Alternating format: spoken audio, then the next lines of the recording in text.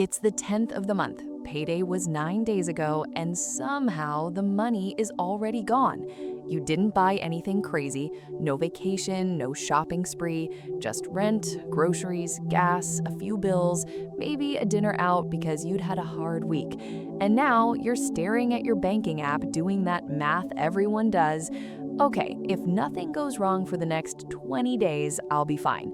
You've tried the budgeting apps, you've tried the 50-30-20 rule, you've watched the finance YouTubers, and none of it sticks because something feels incomplete, like you're missing a piece nobody's actually ever handed you. Sound familiar? Yeah, I thought so. Here's the thing. You're not missing discipline. You're not missing another app. What you're missing is an order, a structure. And it turns out that structure was written down long before budgeting apps existed, and almost nobody in the modern Christian finance space is teaching it as a complete, connected system. My name is Coach Fantas, and I spend way too much time thinking about biblical wealth and Christian finance and investment life. If you're someone who's ever felt exactly what I just described, trying every method, still coming up short, still feeling like you're missing something, this video is for you. Make sure to hit the subscribe button and give this video a thumbs up if this helps you out. Because today, I'm not just talking about one verse or one principle. We're building the entire system. The Bible actually gives us a complete money management framework, order, categories, math, and all. And by the end of this video, you're going to see your paycheck completely differently. This isn't just information. This is the kind of answer that's worth changing your life. Now, here's where I want to challenge something early, because if I don't, you're going to keep doing what everyone else does. Modern personal finance loves formulas. 50% needs, 30% wants, 20% savings. It's clean, it's easy to remember, and look, it's not bad. But here's what most people don't realize. That formula has no moral order to it. It treats every dollar the same, as if giving, saving, and spending are all just categories on equal footing, competing for the same percentage points. The Bible doesn't manage money that way. The Bible manages money in a specific sequence, and the sequence matters just as much as the percentages. That's the missing piece, not a new app, an order. Let's build this out, piece by piece, straight from Scripture. Part 1, give first. Proverbs 3:9-10 says to honor the Lord with your wealth, with the first fruits of all your produce. First fruits, not leftovers, not whatever's left after I pay everything else. First. This is where tithing lives, and Malachi 3:10 frames it as bringing the full tithe into the storehouse. The order here is the whole point. Giving isn't the last thing you do if there's anything left. It's the first thing you do before you decide what's left. Part 2, save and store.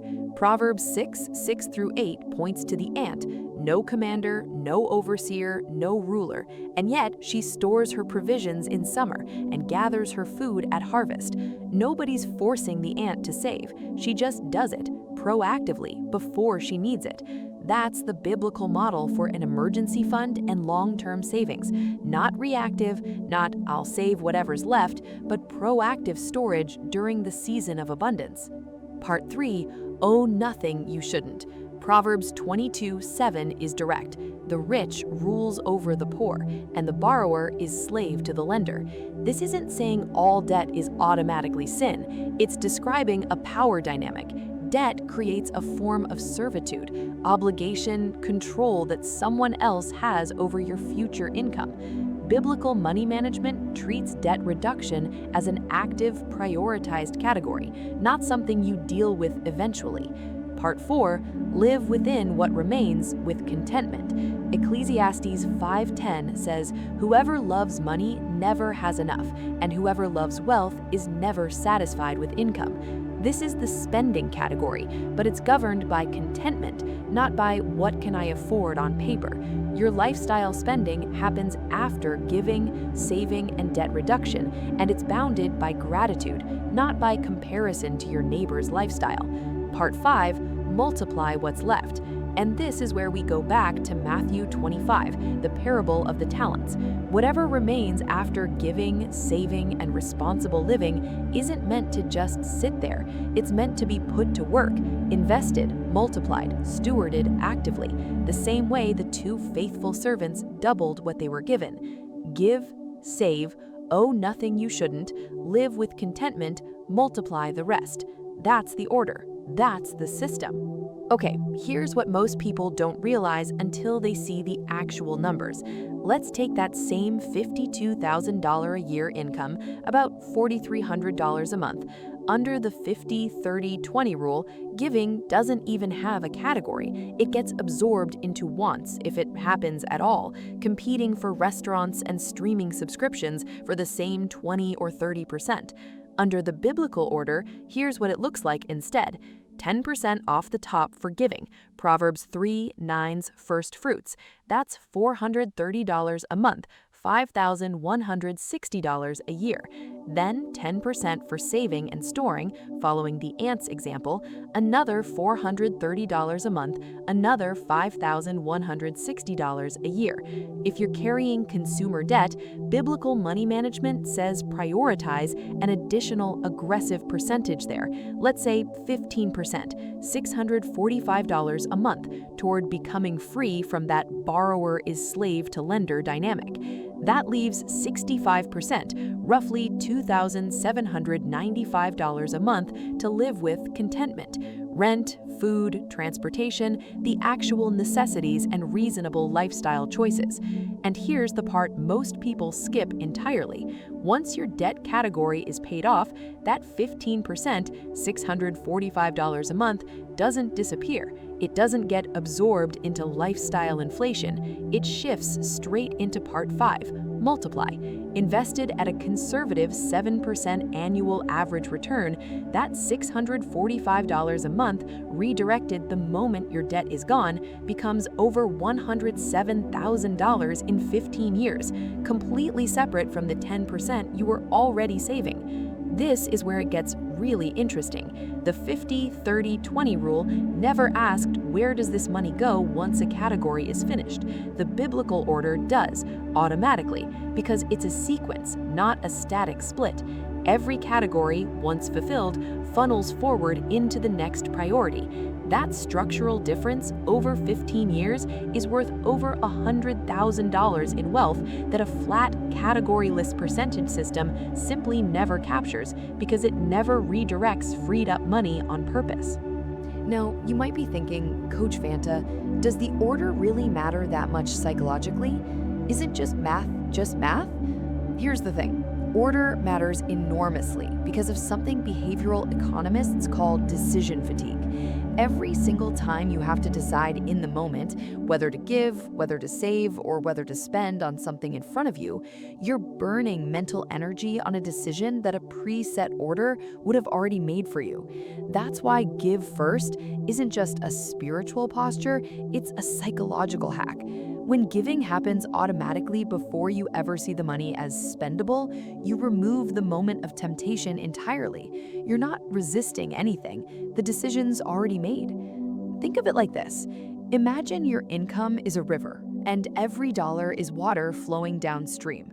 If you don't build channels, giving, saving, debt, living, and investing in a fixed order, the water just pools wherever gravity takes it, usually toward whatever's most immediately in front of you, which is almost always lifestyle spending. But if you dig the channels first in the right order, the water flows exactly where it's supposed to, without you standing there every single day trying to redirect it by sheer willpower. This connects to something Proverbs 21:20 says directly. The wise store up choice food and oil, but the fool devours all he has. That's not about willpower in the moment of temptation. It's about whether a structure exists before the temptation ever arrives. Now, you might be thinking, okay, but give first? 10% off the top before I even know if I can cover my bills? That feels backwards. I hear this constantly, and look, I understand the fear underneath it. But here's what most people don't realize about that fear. It's almost never actually about the 10%. It's about trust, whether you believe the sequence works or whether you believe you need to see everything covered first before you're willing to give anything. Malachi 3:10 is unusually direct about this actually, inviting a kind of test. Bring the whole tithe and see if provision follows. That's not reckless. That's the entire point of the ordering. It's designed to be step 1, not step 5, specifically because step 5 never comes for most people. There's always another bill, another emergency, another reason later becomes never. And you might also be thinking, isn't budgeting and planning ahead kind of the opposite of trusting God day to day? This is a real honest objection, and it deserves a real answer. Go back to the ant in Proverbs 6. Nobody's forcing her to plan. Nobody's commanding her. She just proactively prepares during the season she has for the season she doesn't yet have. That's not a lack of trust. That's wisdom working alongside trust. Jesus himself in Luke 14:28 asks who would build a tower without first sitting down to count the cost to see if he has enough to complete it. Planning isn't distrust in Scripture. Failing to plan and calling it faith is what gets criticized. So let's make this concrete. Here's how you start applying the 5-part biblical system this week. Step 1. Automate giving first, even if it starts small.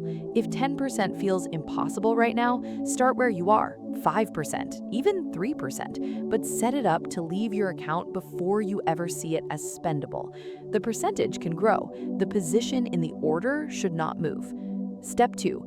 Build your storage category next, following the ant. Before any additional debt payoff or lifestyle spending, set aside a fixed percentage savings automatically. This is your proactive summer storage, not your reactive whatever's left fund. Step 3. Attack debt with intention, not guilt. Assign debt its own specific percentage. Treat it as seriously as a bill, because Proverbs 22:7 treats it as seriously as a form of bondage.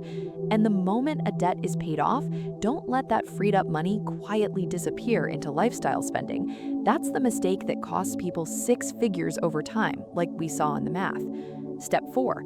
Let contentment set your living budget, not comparison. Whatever remains after steps 1 through 3 is your living category, and Ecclesiastes 5 tells you the danger isn't the amount, it's the endless craving for more that no amount ever satisfies. Step 5. The moment any category is fulfilled, redirect it into multiplying. Debt paid off, that percentage becomes investing. Emergency fund fully funded, the overflow becomes investing. This is the step almost everyone skips, and it's the one Matthew 25 explicitly commends. Let me tell you about a guy I'll call Dennis. Dennis had tried every budgeting app on the market, and every single one failed within about 6 weeks, not because the app was bad, but because nothing in his life had an order. Every dollar competed with every other dollar in real time, every single day. We rebuilt his finances around this exact 5-part sequence. He started giving 5% automatically, small but first. He set 10% to storage automatically, same day as payday. He assigned a fixed, aggressive percentage to an old credit card balance. And here's what changed everything for Dennis. 8 months later, when that credit card was finally paid off, he didn't feel that familiar pull to finally enjoy some breathing room by spending it, because he already had the next channel dug. That freed up money moved straight into a simple investment account, automatically the same month the debt disappeared. Dennis didn't get a raise. He didn't win anything. He just stopped letting every dollar make its own decision in the moment and started letting a biblical order make those decisions in advance. Look, here's the truth I want you to walk away with today. Nobody handed you this system, not because it's hidden, but because most modern Christian finance content borrows secular formulas and sprinkles a Bible verse on top, instead of building from Scripture's actual order. Give first, save proactively, owe nothing you shouldn't, live with contentment, multiply what's left. That sequence isn't a suggestion, it's a structure, and structures work whether or not you feel motivated on any given day.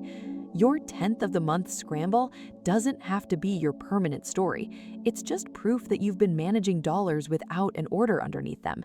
That changes the moment you build the channels in the right sequence before the water starts flowing.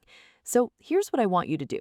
Pick your starting percentages for steps 1 and 2 today, even if they're small, and automate them before anything else touches this next paycheck.